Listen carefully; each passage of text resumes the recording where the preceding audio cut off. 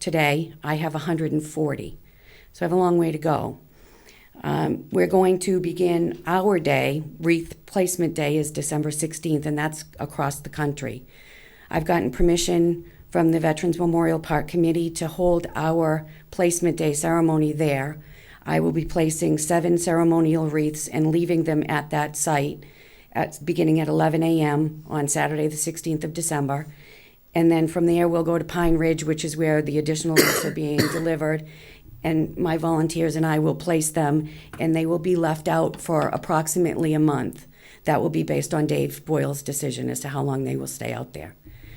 Again, I thank you for at least giving me the opportunity to speak to you about this, and I hope that we can make ourselves proud and get as many donated wreaths as possible so we can honor our veterans, which they so deserve. Thank you all for your time. No, thank you. I think it's a great honor and great tribute to the veterans, and thank you very much for thinking about them. I know we all do, but no, sometimes people don't act, and it's very nice of you to step up and Thank you. help us all honor the people who have given their life for this country. I appreciate that. Time. There's contact information in your booklets today for if anybody has questions, contact information, phone numbers, my email. Feel free to share it. There will be posters placed throughout town and at the 6 municipal cemeteries that give more information about it. Dave's been very helpful to me with getting this launched. So, thank you all. If you'd like to note your contact information publicly here too, if anybody wants to get in touch with you. Certainly. My telephone number is 978-710-7468, or I can be reached by email at kahaywood, HAYWOOD, @comcast.net. Is there any general website for this? The wreathsacrossamerica.org website, and the instructions that are in that brochure that you received will take anybody through a secure link directly to my fundraising page, which, as far as I'm concerned, belongs to the town of Chelmsford. Okay, very good. Okay? Thank you. Thank you. Okay. Okay, now we're at the open session part of the meeting. If anybody has anything they'd like to talk to the board about, you can feel free to step up at this point. Okay, Marty, you're first. Marty Spalding.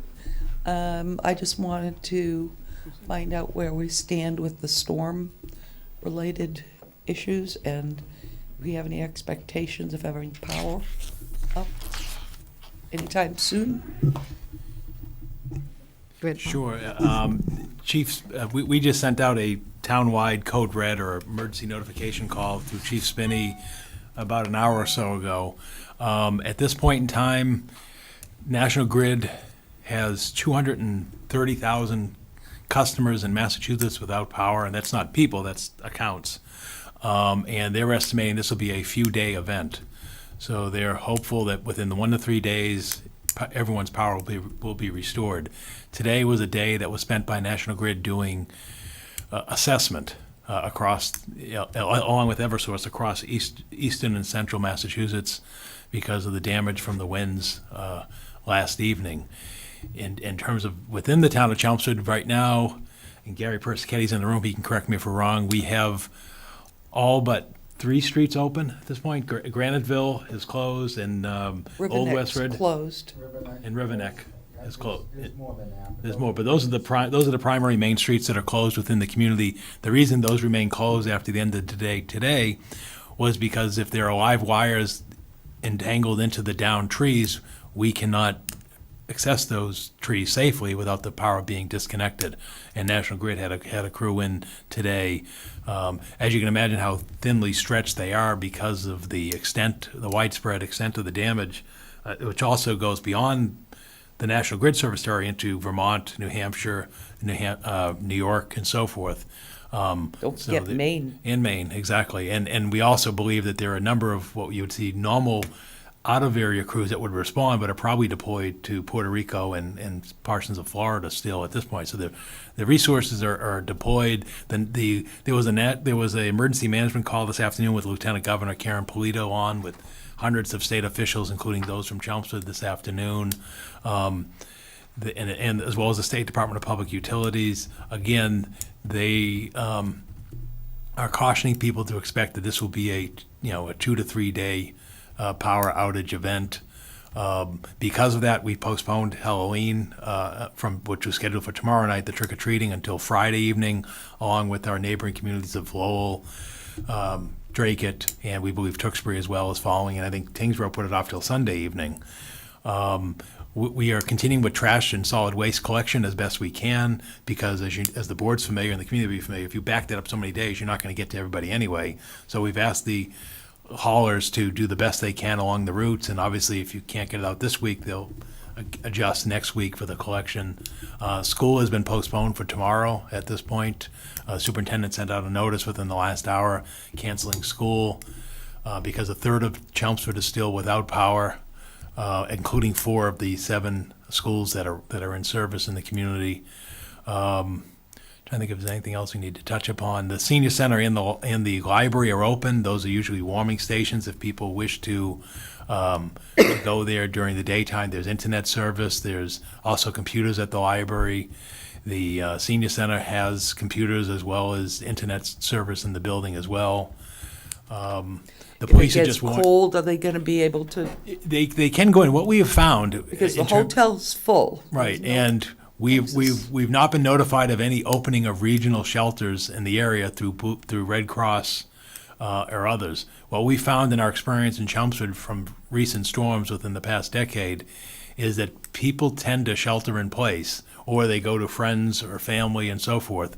At this point, we've not received any inquiries regarding a town shelter.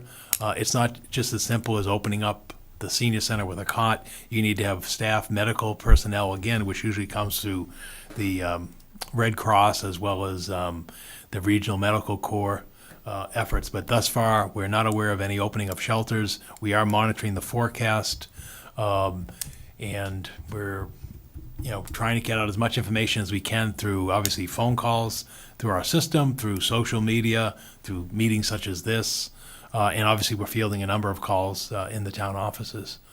So again, it's I think given the situation, everyone's on alert, including police, fire, public works, and so forth. So that's where we stand at this point. Thank you very much for that update. Okay. I want to say that the library's been quite busy today, Mm-hmm. and they've been just wonderful. Mhm. So, thank you Thank for you. the update. Okay. Thank you. David?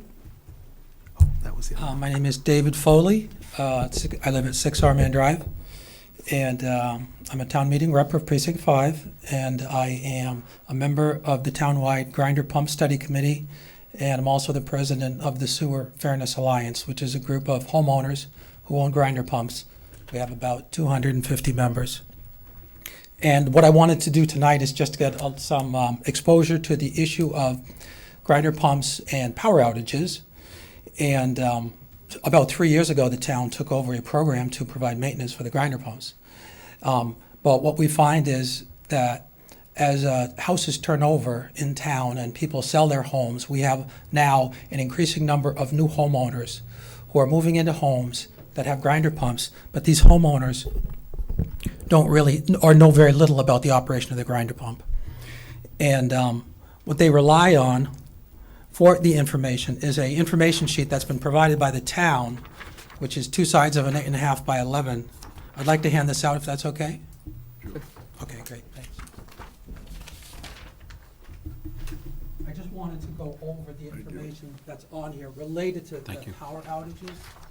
I mean, keep in mind, we're not going to do anything tonight. That's fine. On this. No, I mean, no, if you I'm wanna- only here tonight because I don't Okay. have power in my house. Okay. This is a convenient spot to come to. I also have a sheet here which has the town-wide pump down policy, because there is a policy in town that has been set up, as stated on this policy by the Board of Select, the department, the DPW chief, and the sewer department, to provide emergency response service for houses with grinder pumps. The reason why they need this service, of course, is because a grinder pump runs on electricity, and without electricity, the house cannot move the wastewater from the house. Now, my concern is that we have an increasing number of residents in town with houses with grinder pumps that know nothing about this policy, because this policy is not posted on the sewer department website. They don't receive any information about this policy when they buy their house with a grinder pump, so that they are essentially left to their own resources, even though there's something that they could very easily avail themselves of. We've already heard from a previous speaker, for example, that the hotels in town are full, but you'll have someone in their house who won't be able to use their facilities because the capacity in the tank of the grinder pump is maybe 20 gallons or so. And that presents, it just doesn't make any sense. So this is one thing I'd like some support on, is just including this information for new homeowners so they know about this. There's actually a couple of other pieces of information that could be included in the homeowner packet that would also make things very useful for the homeowners. For example, in the wintertime, the grinder pump can freeze. That's not mentioned at all in the packet, and there are ways to prevent that from happening if people know about that. But new homeowners don't know anything about this. The members of the Sewer Fairness Alliance know about this because of the publicity. I have their email addresses and I send information to them. But new homeowners that come into town, I don't have any way to contact them. And they're becoming an increasingly large percentage of all of the grinder pump homeowners. In order for the town's program to work efficiently, there really has to be a partnership between the homeowners and the town, because the equipment is located in the homeowners' property. So I thank you for your time, and I'll be willing to take any questions if there are any. Okay, any questions for David this evening? What would you like us to pass out, or the realtors, to the realtors maybe? All the realtors in town who handle the property maybe should have a packet of whatever you intend to. Well, the realtors, that's a whole other can of worms, I think.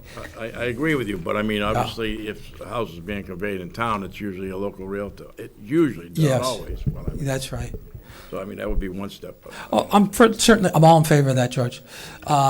This information packet is provided on the sewer department website. So I would like to see the pump down policy also provided on the website, and then also distributed to the new homeowners as part of the packet that they receive.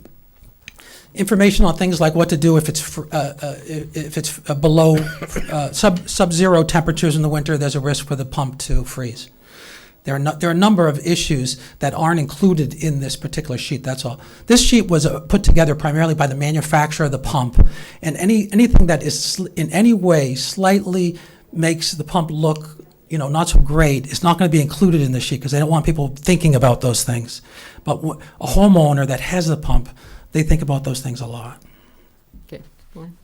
Do we have the power through, the Board of Health or the Building Department, forcing realtors to acknowledge having some form that a homeowner buying a home has to sign off on, and that they get filed in the town, and if they don't do it, there's a fine, or if there's a problem, the realtor has to pay for it? All shaking his head. I'm not aware of any authority that the town has that in that regard.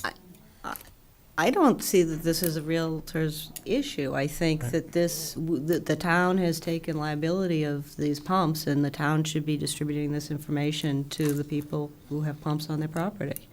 But how do you know when they turn over? That's the problem. Only the realtors know. Doesn't the tax turnover? I would imagine too, when you buy a house, this is disclosed to them. Yeah. No, that's not, That's the that's problem. not correct. There's no There's no legal No, there's no legal requirement to disclose this.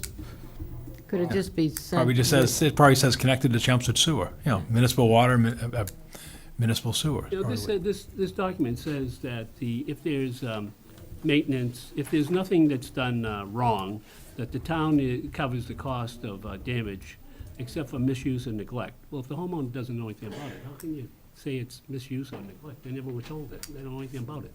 Well, maybe every couple of It years costs us money. or something, this packet should be sent out to refresh people's memories. Could we get, have some kind of policy like that? So even people who, even if there's not a turnover, so that people are reminded that things that they should or shouldn't do? Is the number still around 500 people have, 500? Well, it must be somewhat more. 550 was the last count, that was a couple of years back. When Well, a we house know- is sold, you have to sign a form saying that they have the smoke alarms, it gets filed with the. That's fire state law. department. Right, that's state law. So I don't understand why we can't demand that, they have to sign off. But There's 250 of them. What's the big deal? The realtor's working with the person. He just says, you have a grinder pump here. Here is the documentation on it. Just sign this form that you acknowledge that it's there. Now, they may not want to do it because it hurts their sale, but too bad. well, Can I ask another question, though? Sure. Paul, when someone buys a house, Mhm. the real estate records get updated, Right. and the Registry address of gets Deeds. changed. But how do we get the address to send out the tax bills? Right, the assessors would receive notice of the transactions. Correct. And so can the assessors at the point when they come in just check to make sure? They'd have to cross-reference it with a list of homes But with if grinder every pumps. 3 months, we gave a Yeah. list to the sewer department and said, these are the houses that Mhm. changed hands, send a Yeah. letter out? But that's already being done because this Oh, it packet is. is being sent to those houses. So we do know when There, someone I don't does know get- how it happens, but I know that it does happen. Oh, okay. I thought it wasn't happening at all. No, it is happening. My only concern here is that this information packet can be improved to include some of these situations that don't happen every day. The packet primarily concerns with daily use, primarily things like what not to put down the drain would be the number one focus. okay, I think maybe we can put this on a future agenda and talk about the options that we might have, rather than try to, Right. guess now what we're able to Yeah, do and not It do. might be nice if some people who have grinder pumps come in and talk about. Or we can issues. at least get some more information from the sewer division about, what they do now and what other things we could do.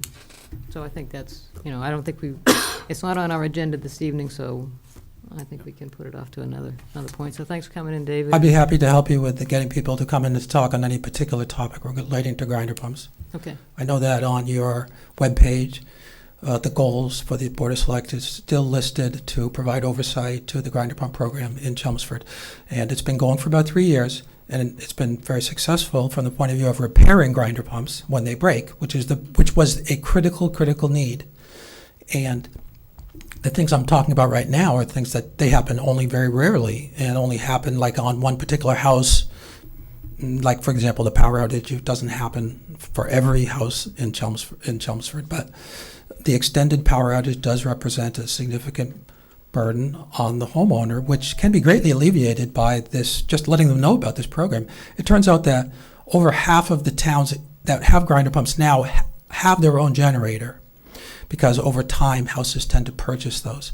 So the number that actually need this service tends to go down over time, but it tends to be those people that need it more critically, because those people that don't have the generator tends to be the same people that wouldn't be able to afford to go to a hotel or something like that.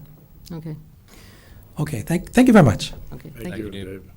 And Paul, if you did want to give an update about the grinder pump, I know we were talking about this earlier, about how they are out there. Yeah, DPW's been out there today, and they'll be out there again tomorrow, and as long as this lasts, pumping out, the yeah, people with no power. exactly.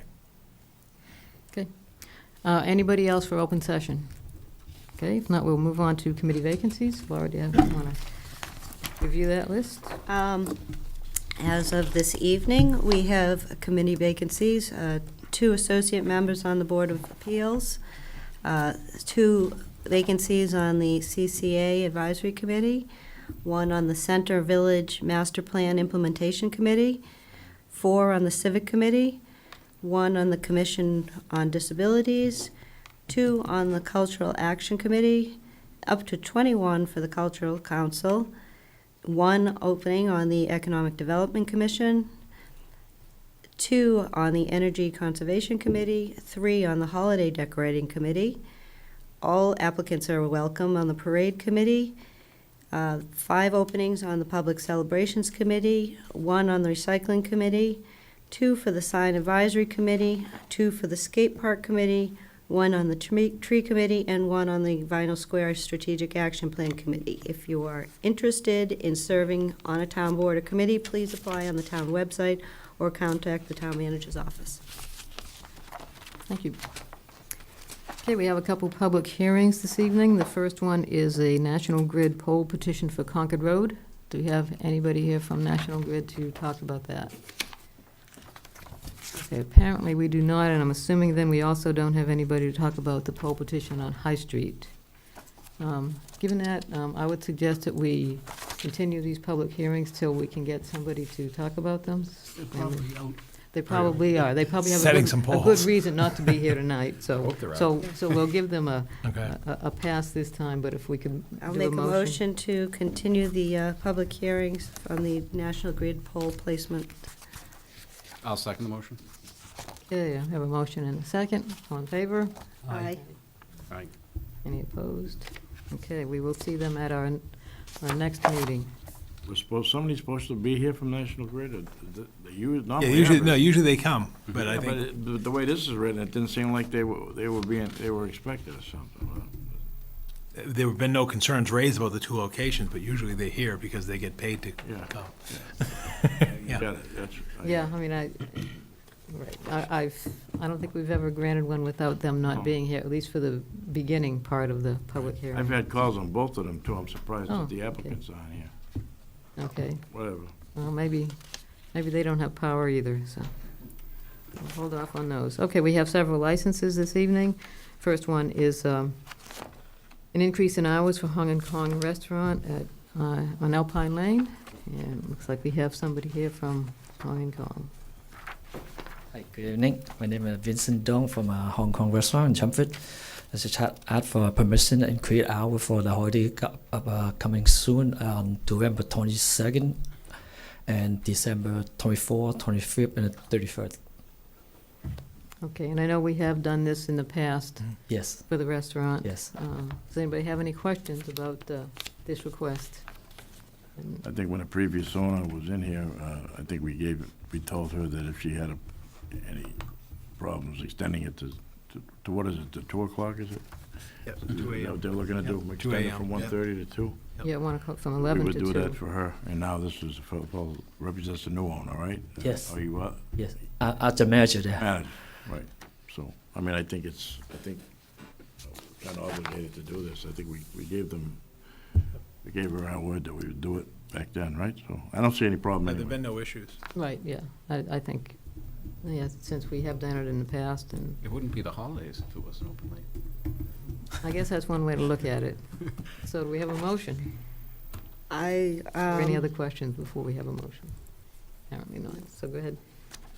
I'll make a motion to approve the increase in hours for the Hong and Kong Restaurant and Lounge to 2 o'clock a.m. on the dates of November 22nd, December 24th, December 25th, and December 30th of 31st of 2017. I'll second the motion. Okay, any further discussion? All in favor? Aye. Any opposed? Okay. Thank you very much. Good luck. Thank you. Okay, the next license is a roadside vendor license for Elmo's Flower and Garden at Sully's Ice Cream. Good evening. My name is Andy Daigle from Elmo's Flower and Garden Center, and we're looking for a roadside stand permit to sell Christmas trees, wreaths, kiss and balls, like we do annually. Okay, and again, this is one that we have approved many times before. Does anybody have any questions? Okay, Does this go to the scouts? Is this the one that? No, this is Sully's Ice Cream Stand. I know, but where the proceeds go to, No, it's a business. And I also offered the First Lady some wreaths for her oh, very nice. event. Because I'm a wholesaler for wreaths too, so I gave her my contact information. Okay.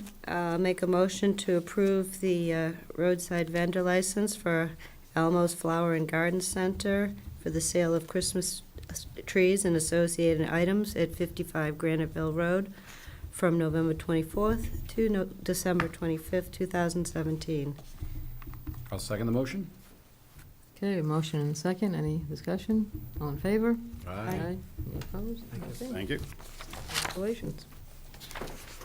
Okay, we have a couple other roadside vendor licenses that we will take up at this point. They did not get their paperwork in on time, but since our next meeting is not for 3 weeks, we wanted to try to address those this evening. So first, we'll take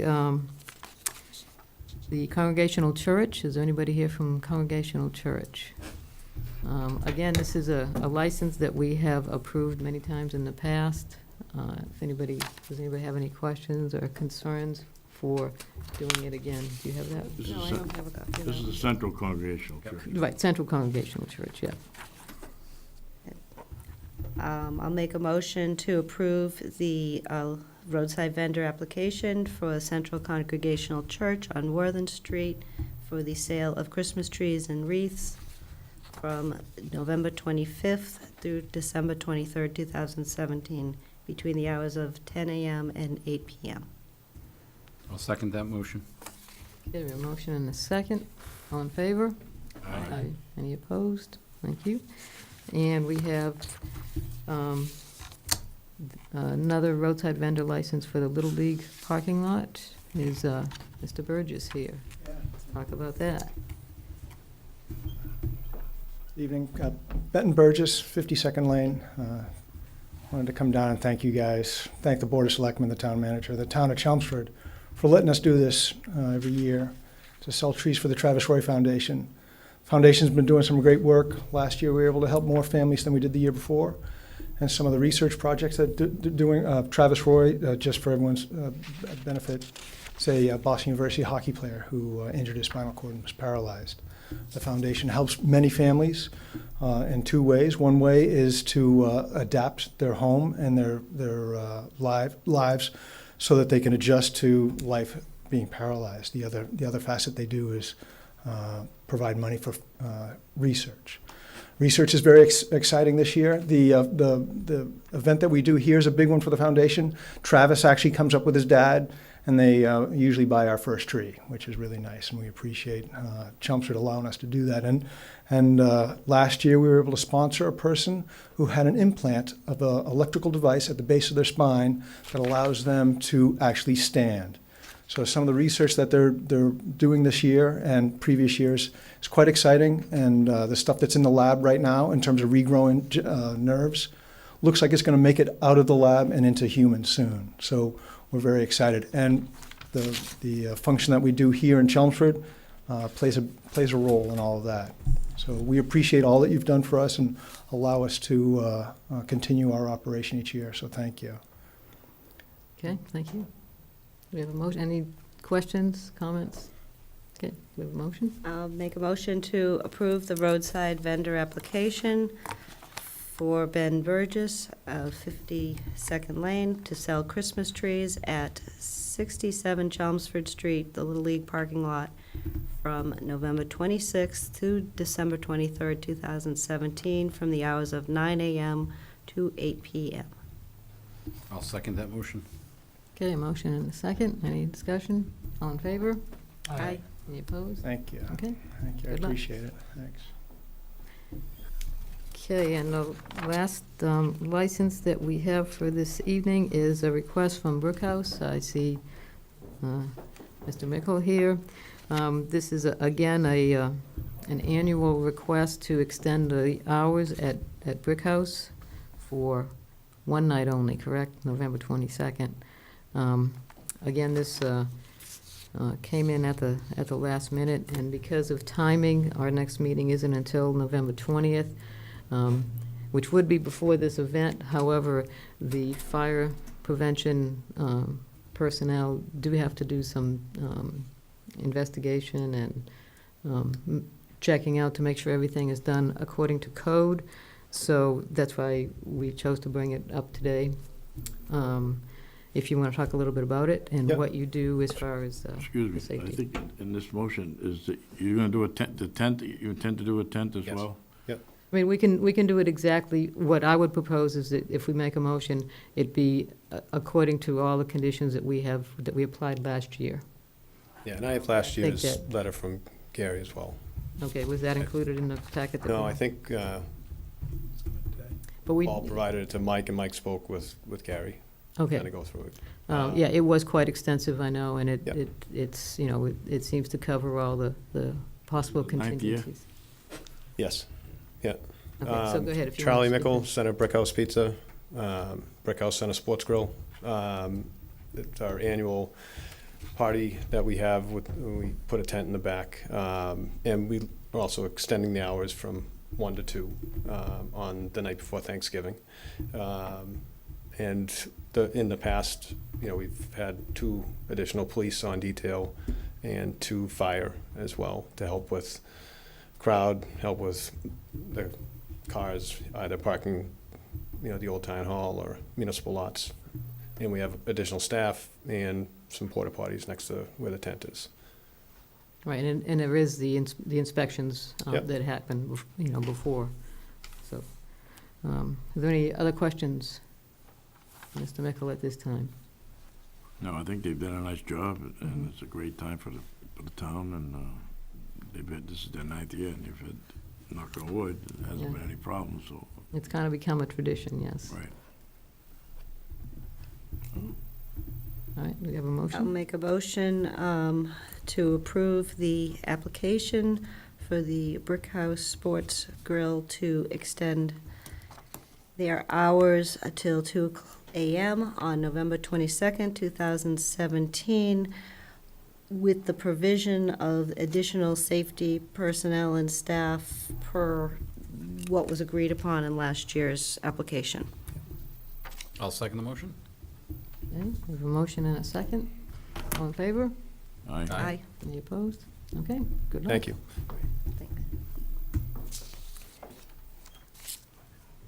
Okay. Next, we have reports and presentations, and we'll start with Mark Grant, talking to us about gas leaks. Thank you. Mark Grant, 103 Kristen Drive Extension, Chelmsford. This is an update on the extent of gas leaks in town. Actually did this a couple of years ago, and also a request, as I had a couple of years ago, to support state legislation that would speed up the fixing the gas leaks in town. This first slide shows the extent of leaks throughout eastern Massachusetts. It's one of the older gas pipeline systems in the U.S. for obvious reasons. About 16,000 reported leaks right now. The different colors represent different grades of leaks in terms of severity. The dark red, grade 1, has to be fixed immediately for imminent explosion hazard. Grade 2 has to be fixed within 6 months. It's less dangerous. And grade 3 actually doesn't have to be fixed ever right now under the current rules, which is one of the problems we're trying to address. And the overall cost of the state is about $135 million.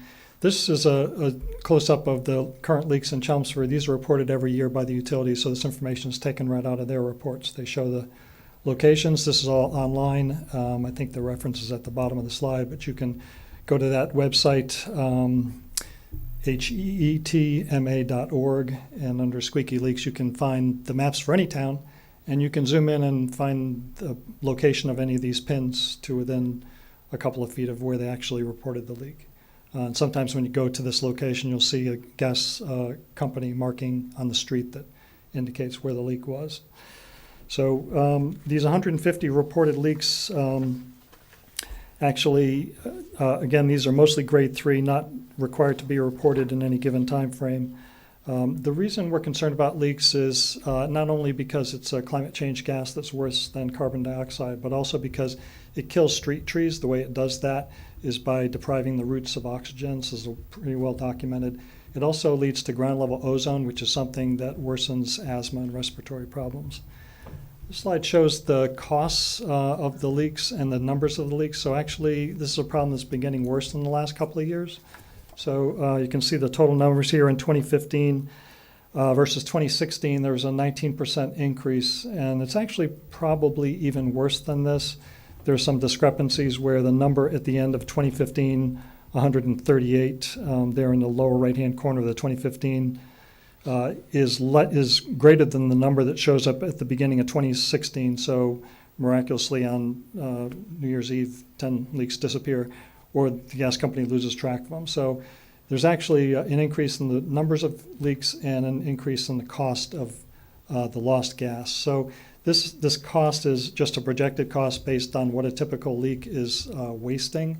And again, the gas companies are just charging all of us as ratepayers for the lost gas. They don't have to try to fix these leaks, and so they don't have any incentive to really, because they can just say, okay, this is lost gas, you guys are going to pay for it. And that's the way it's always worked. So the total annual lost gas in Chelmsford is valued about $500,000. The legislation that's being heard at the State House right now, actually, there's a hearing with telecoms, utilities, and energy last week, and there's additional briefings on it this week. And basically, it's designed to get the utilities to stop charging the ratepayers for what they call unaccounted for gas, or UFG is the acronym. And what this does is it incentivizes the utilities to fix those leaks because they can no longer charge us for the lost gas. So some studies have been done on the payback for fixing a leak versus charging customers, and it's actually much cheaper to fix a leak, stop charging us for the gas, than to let it keep going on and charge us for it every year.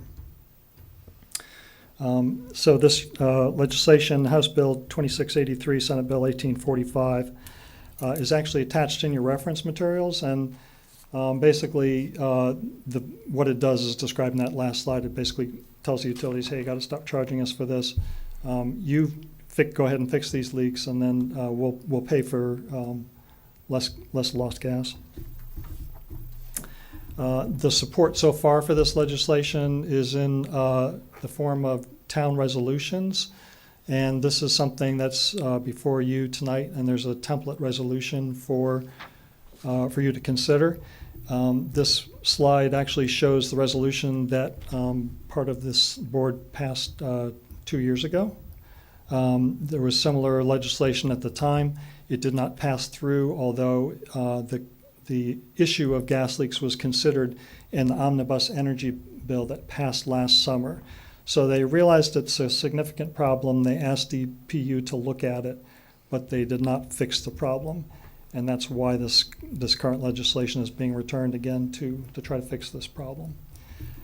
If the board is willing, the reference at the end of the reference materials, there's a resolution that basically says that the town is in support of this and urges the town's legislators to support it. Is there questions I can answer? Yeah. Is there any idea what the dollar value is of the lost gas in Chelmsford? According to those projections, if you use that average cost of a leak, it's about $500,000 per year.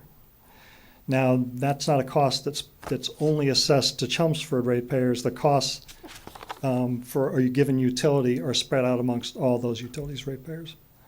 We happen to actually have more gas leaks than most towns, so we probably pay a little less per person for the gas. The other levels, the ones and the twos, have they been being fixed? Yeah, they appropriately? have to be by law. Yeah, the grade ones because they're explosive, and grade twos because they could be under certain conditions. So, and if you look on those charts that have the colored boxes with the numbers, you'll see that the number that's reported in a given year is also fixed in a given year for grade 1 and grade 2. It's only grade 3 where they carry over and start to add up from year to year.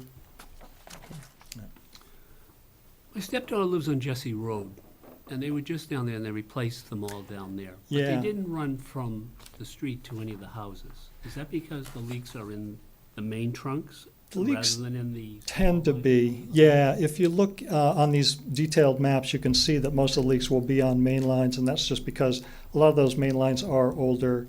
So I don't think there's any wooden lines in this area, but there's definitely cast iron lines still that are corroding. So they did replace, I think you've seen around Turnpike, some work this year.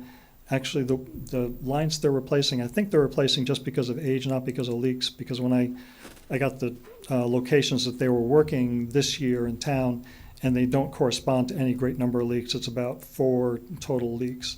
So I think what they're doing is just replacing the oldest mains first, which isn't a bad idea, but we really want to replace a lot more than that. Okay, any other questions, comments? Do we have a motion?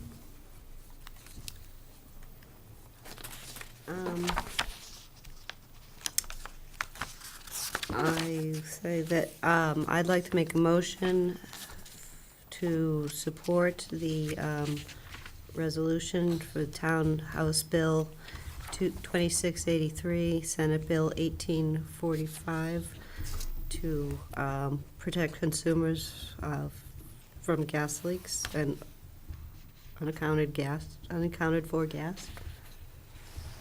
I'll second the motion. Okay, we have a motion and a second. Any further discussion? All in favor? Aye. Aye. Any opposed? Thanks Okay. so much. Thank you. Thanks for bringing it to our attention. Okay, the next report we have is from Nick Parley about textile recycling.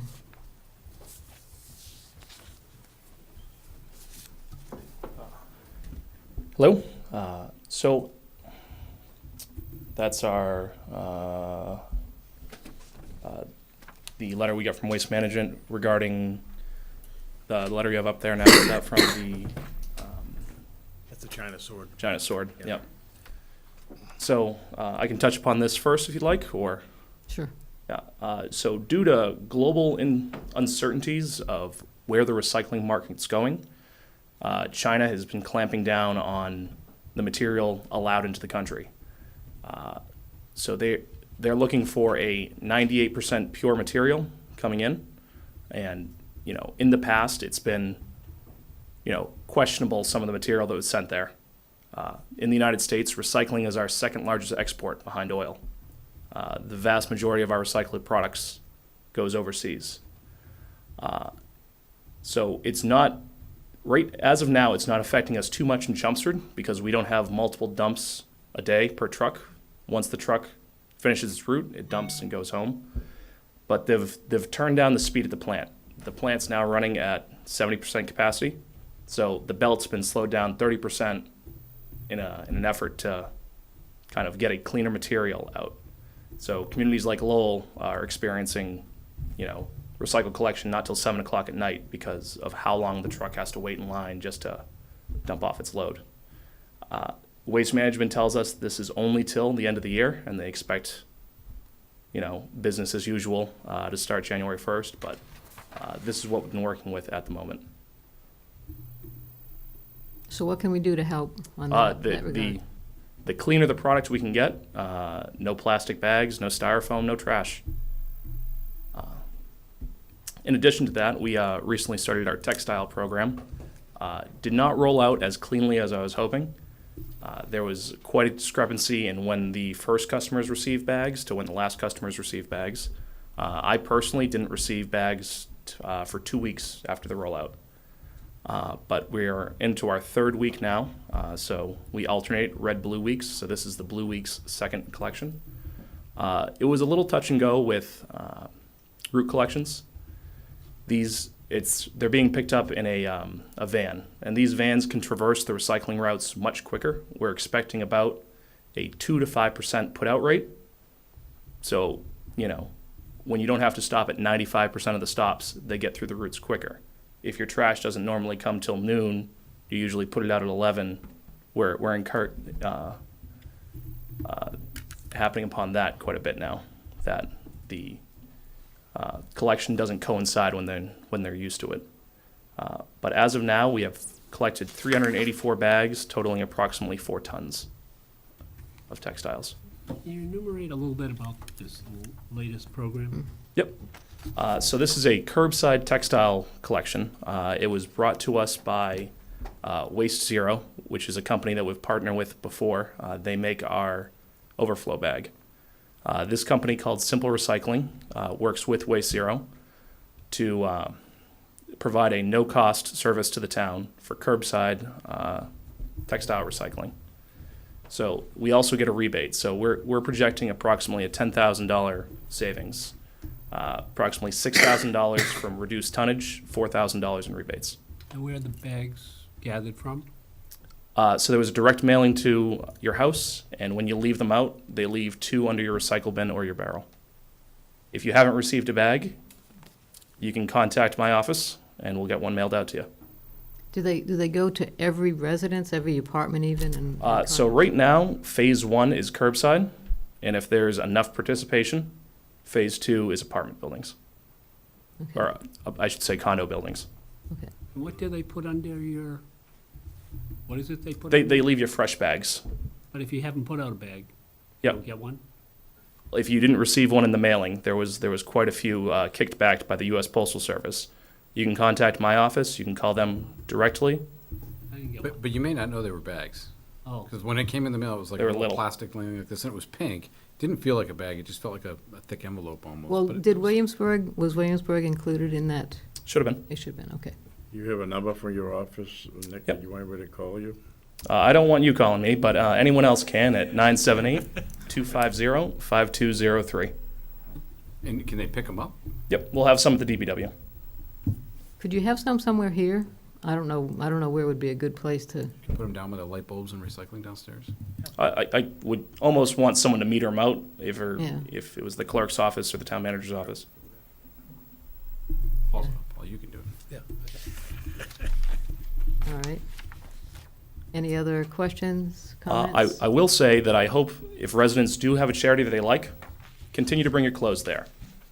This is a for-profit company. I don't want to, it's not the Goodwill van going around. So if you think your clothes have value and you want to donate them, I still encourage you to bring them somewhere else. This is a convenient service that is trying to capture the stuff that would normally go into the trash. Now, that brings up an important point. So any textiles or like shoes can go in Yep. in Yep. these bags? So Even leather boots? the material is sorted into 3 grades. Sellable, that they're able to sell to thrift stores. Repairable, often goes international, Eastern Europe, that sort. And rags and insulation. So, So it was like the conversation we had in our house was because my wife got the bag. She said she was new. I said, "Well, wait a minute. We give to Big Brother, Big Sister." And then when I went online, read about it, I said, "Oh, well, we can put like if you have shoes that are worn out that I wouldn't give to Big Brother, Big Sister, shirts that have been ripped up, towels, things like that, are falling apart. You put in there, and they'll go the extra extent to. They just don't want them in the trash." Right. So even like oily rags, or Yep. they can even go Yep. there, okay. All right. Any other questions? All right, thanks very much, Nick. Appreciate right. the update. Just one Go. question, while you're standing here, do you have any events coming up over the next few weeks that? funny everyone enough, should we have a brush drop-off coming up. Really? How timely. Yeah, November 18th, 9 to 3, extended hours. And a leaf drop-off, 9 to 3 at DPW Alpha Road, Thank you. Really? 9 to 3. Oh. Yep, leaf bags, On which day? the 18th. 18th is a brush. Yep, both brush and leaf. It's the Saturday between Veterans Day and Thanksgiving. You said pick up for one, or they both have to be dropped off at the, Yeah, both of them are drop-offs, 9 to 3. You do it. A pickup truck full of leaves. Do they have to be bagged? Bagged. That's the way we're trying to meter it out, that we don't get those dump trucks. Okay, thank you. Yep. Okay, next on the agenda is town manager reports. Paul, it's all yours. Yeah, thank you, Madam Chair. A few items in my report this evening.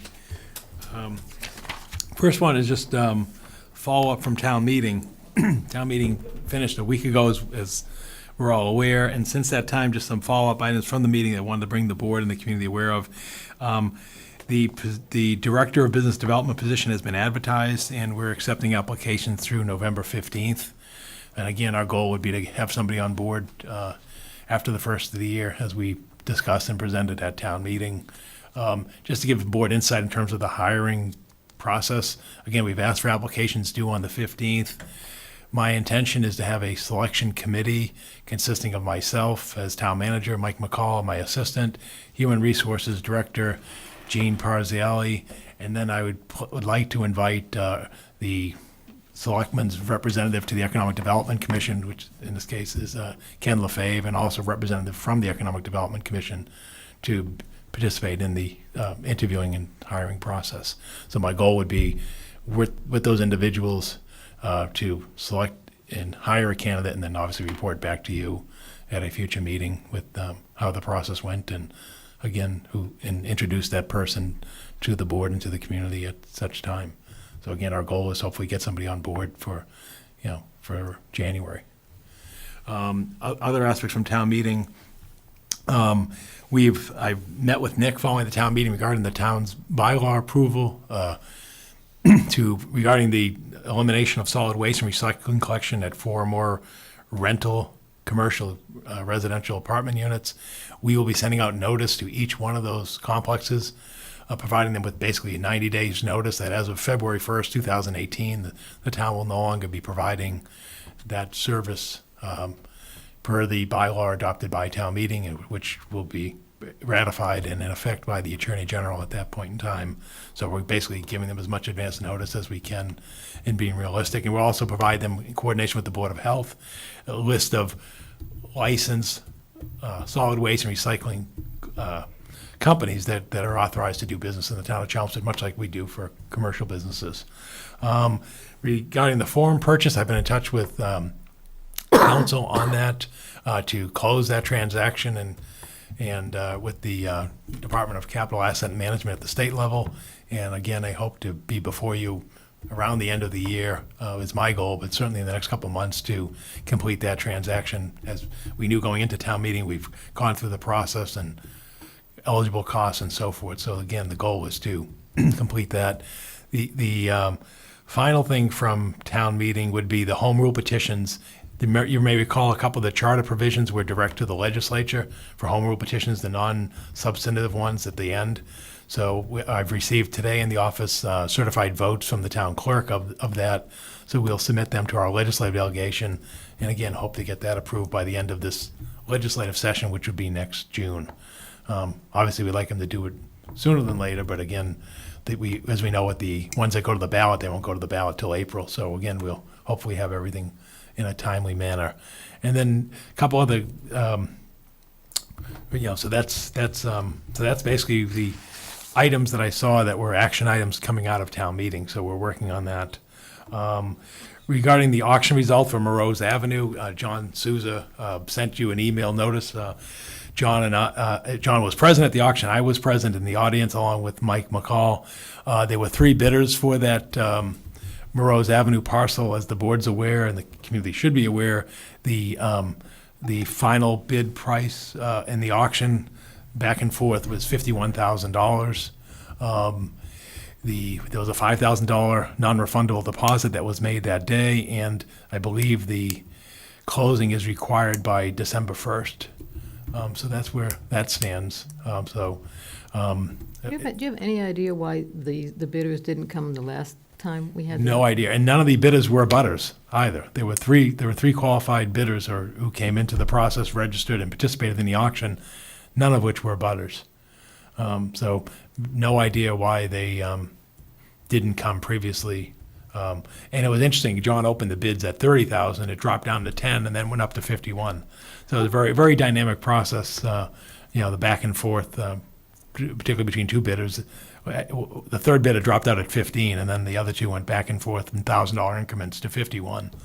So it was an interesting process. But no, I don't understand why they didn't choose earlier.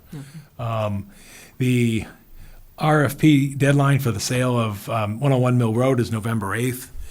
So again, we'll be back to you at your meeting on the next meeting on the 20th of November with the approval for bid award on the RFP. That Mike has been coordinating the showings with Nick Parley. There have been a couple of showings, and I think there's a final one this Friday.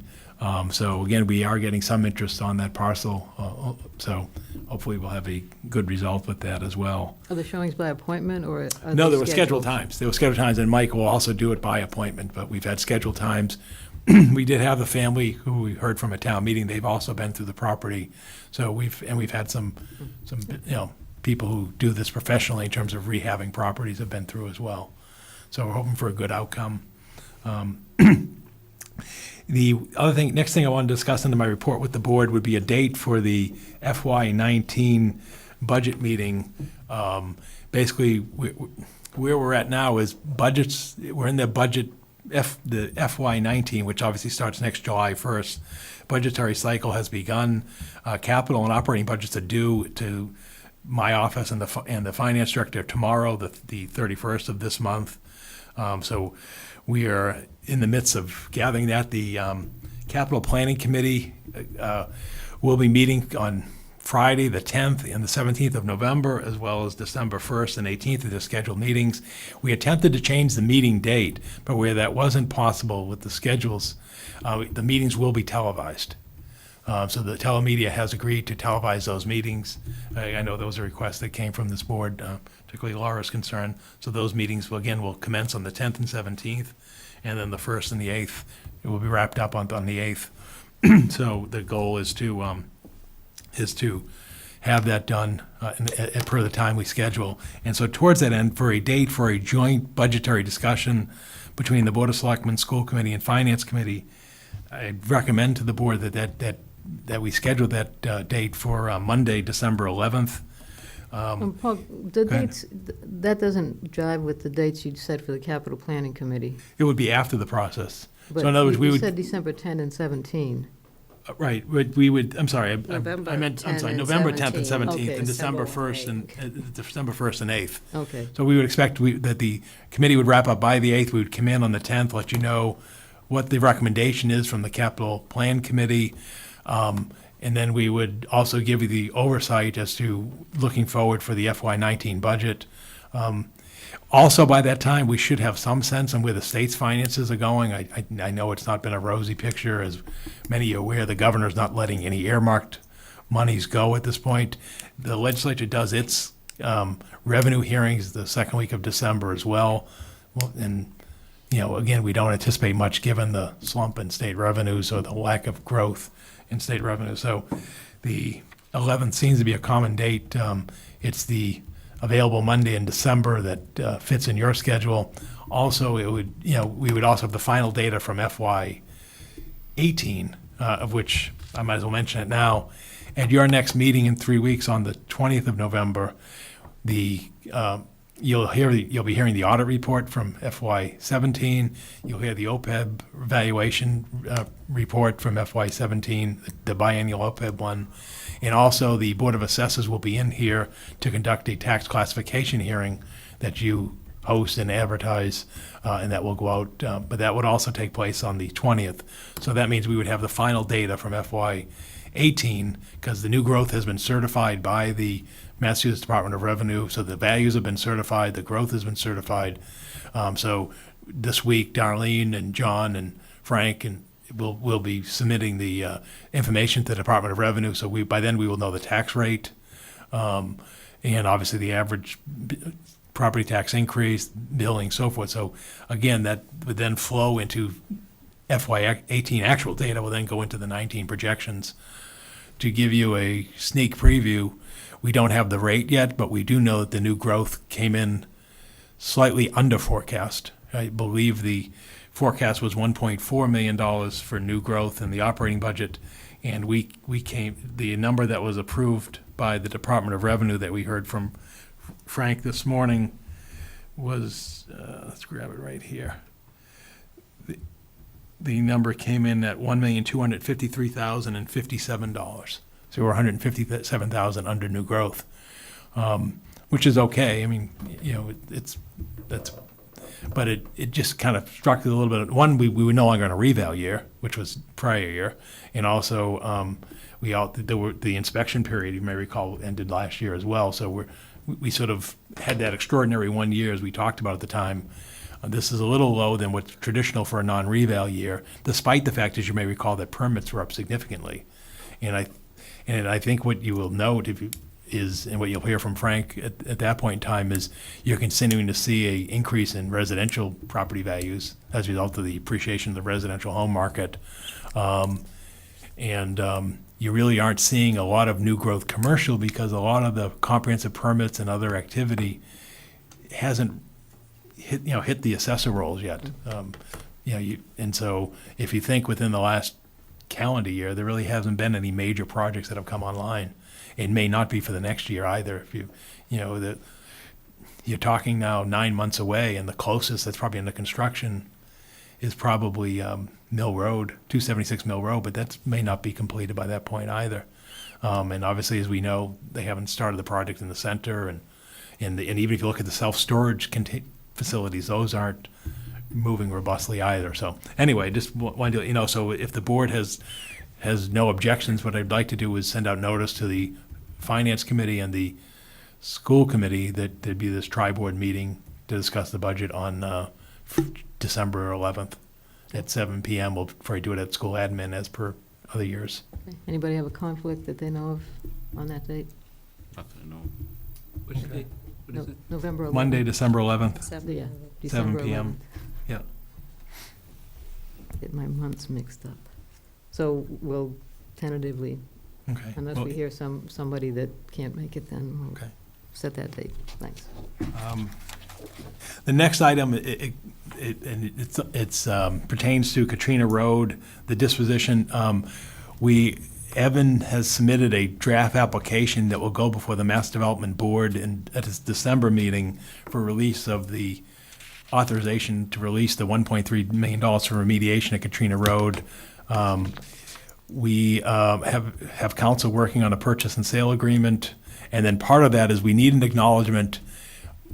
Has been requested by Mass Development that the board formally acknowledge what I've told you at the previous meeting is regarding this municipal vote regarding the reimbursement obligation. So I informed Mass Development that I would bring that here this evening, and that's basically the clawback, for lack of a better term, from Mass Development in terms of the obtaining revenues from the sale, increased value of the property. That over a 30-year period, that they would receive an amount equal to 15% of any economic benefit to the municipality, which would amount to a 30-year period or the full repayment of the loan for that period. And the economic benefit is described by any increase in the annual property tax or related revenues, such as, in our case, the really major one would be motor vehicle excise. So basically, it's part of this new state way of clawing back some of the investments that they're making. So I just need a vote of acknowledgement, I guess, for lack of any term from the board, that this will be a condition of part of the release of the funds for the state's release of the $1.3 million and for the environmental remediation, which will effectuate the sale of that property. Okay, we have any questions on that? Do we have a motion?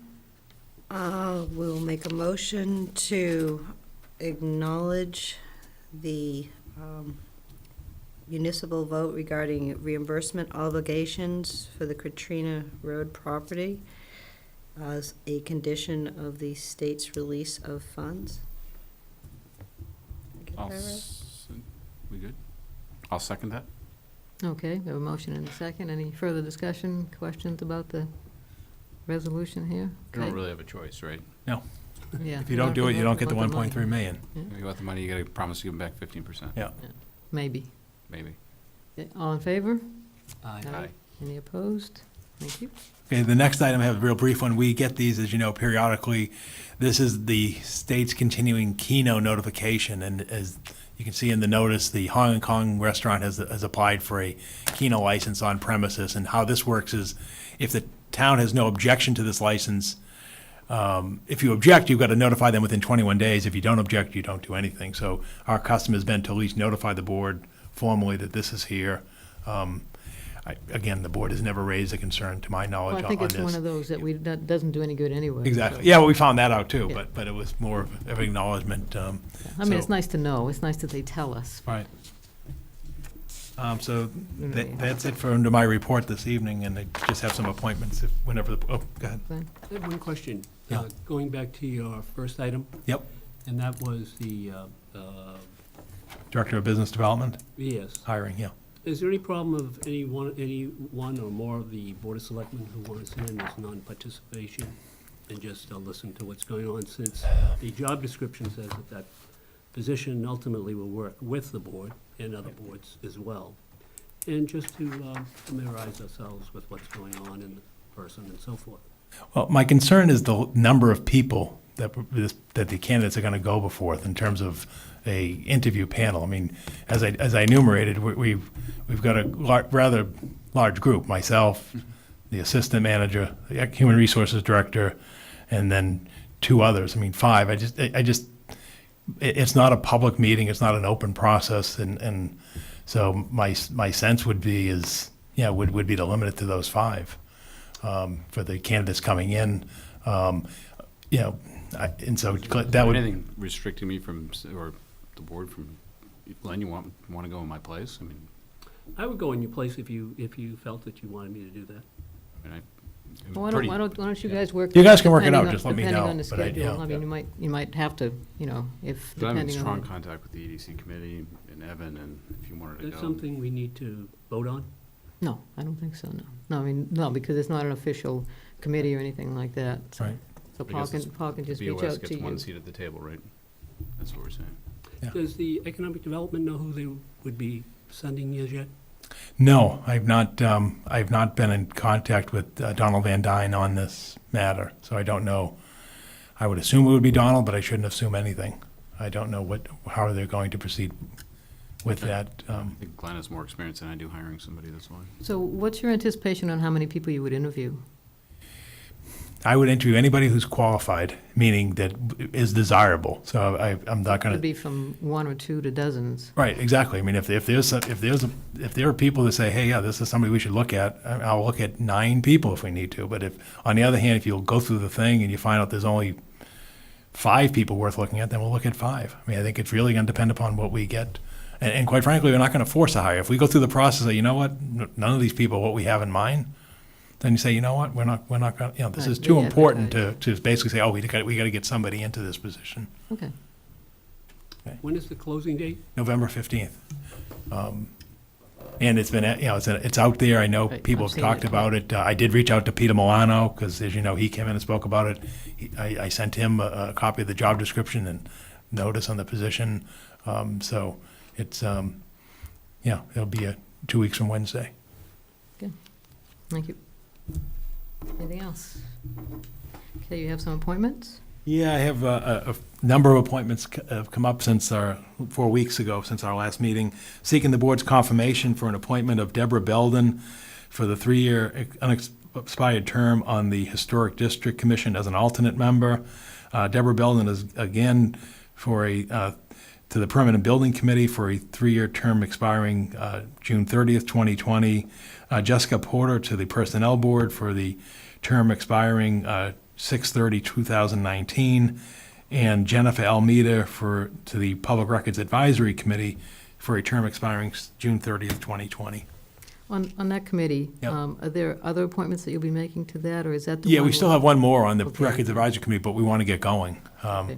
We've not had any other applicants. I mean, Oh, but so we want to at least get going by filling at least one of the 2 non-position applicants.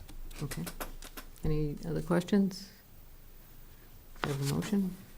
I'll make a motion to accept the town manager's appointments as presented. I'll second the motion. Okay, we have a motion and a second. I'll note that Deborah Belden currently serves as the recording secretary for both those committees that she's applying for that might I don't vote. think she does she? Yes, Yeah, she does, yeah. for both those. So maybe that's indicative of, you know, who the next member of some other committees might be. She's not paying attention. No way do I want your job. Okay, we have Right here. we have a motion and a second. All in favor? Aye. Any opposed? Thank you. Thank you. We have a couple meeting minutes. Make a motion to accept the joint meeting minutes of the Board of Selectmen and Economic Development Committee on August 29th, 2017. Second the motion. Okay, we have a motion and a second. Any discussion, corrections? All in favor? Aye. Aye. Any opposed? Thank you. Make a motion to accept the regular meeting minutes of September 11th, 2017. I'll second the motion. Okay, we have a motion and second. Any corrections, comments on that one? All in favor? Aye. Aye. Any opposed? Okay, thank you. Okay, we're to Selectmen Liaison Reports and Referrals. George, we'll start on your side tonight. I'm all set, except that I just hope the Mass Electric gets there. It was the coldest shower I've ever taken in my life. But I'm sure that the National Grid will do a good job, and they'll hurry it up, and everybody will have power pretty soon. I mean, there's 3 schools in the area where where I live, so that I'm sure that they're working on that as diligently as possible.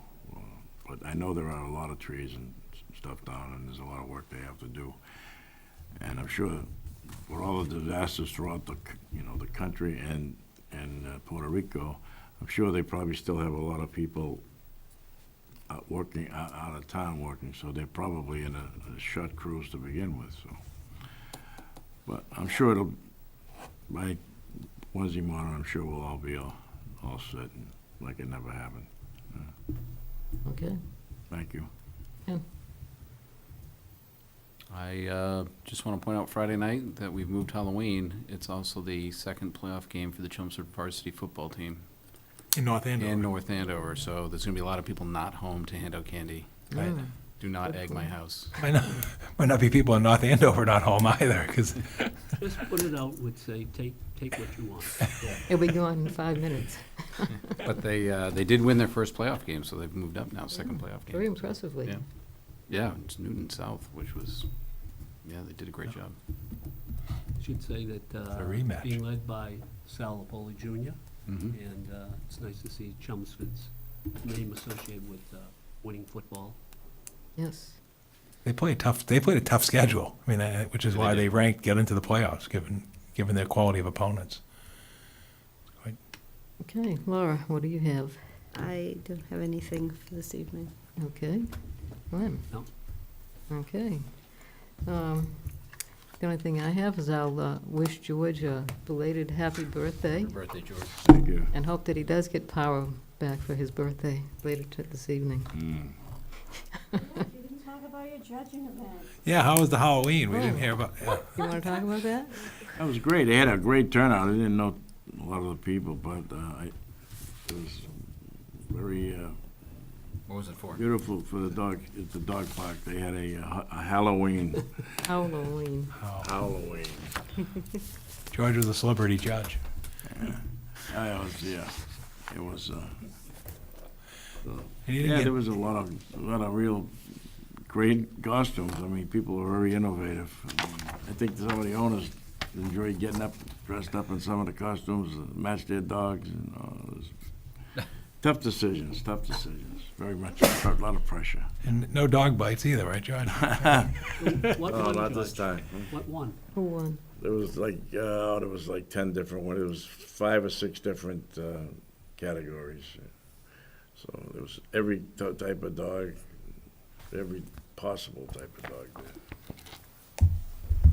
So it was great. I mean, it was nice. They did a great job. I mean, a lot of volunteers. And there were a lot of groups there. Like the pets, groups. And, The vendors, yeah. yeah, vendors and different, like the society for Delta Dog? Were they there? Who? Delta Dog? I don't know, honestly. Guess there were so many. They were all around the place. I mean, there was a lot of people there. They had a police officer there, and there was they had to do a lot of parking. They had people placing people where to park because there were so many people there. So. I'd just like to add one thing. I wanted to congratulate Paul for conducting a great town meeting.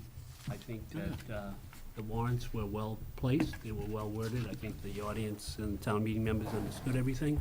We had some spirited debate on some issues. The but handouts were great. I think it was, Good. it was spirited, but it was not mean-hearted in any way, and I think everyone felt that it was a quality job and the right decisions were made. John Curlin did a good job moderating. Yeah. Okay. Did you have something else you wanted to? I was going to ask, a while back, we'd given someone the okay to sell doggy treats or something at the dog park. Did she ever do that? They never got through the Board of Health process, so they never Oh, forward. that's too bad. Doesn't always end with us. All right. Okay, any press questions this evening? No. Okay, I will then entertain a motion to adjourn. Make a motion to adjourn the meeting. I'll second the motion. Okay, all in favor? Aye. Our next meeting is November 20th.